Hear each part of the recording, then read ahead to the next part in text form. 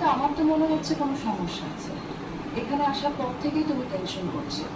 নতুন জায়গা, কেউ কিছু বলেনি তো? না না ভাবি, কেউ কিছু বলেনি আমাকে।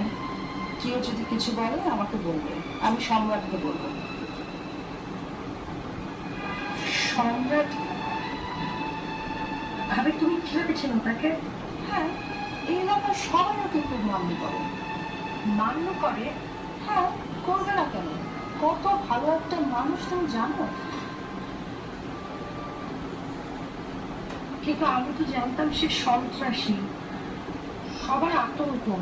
ধরো এলাকায় কেউ চাঁদাবাজি করে, ওর জন্য কেউ অন্যায় করতে পারে না, সে তাদের জন্য আতঙ্ক। তারপর ধরো কোনো কন্ট্রাক্টর 2 নাম্বারি করে, সে তাকে গিয়ে ধরে।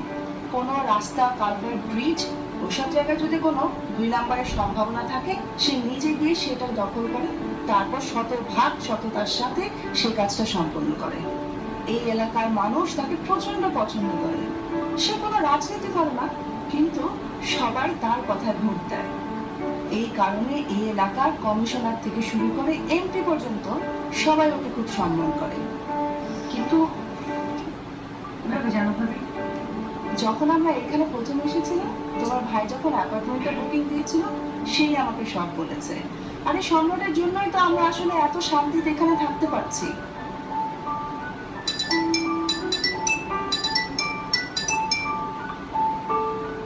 হ্যাঁ সামারা বল। এই শোন,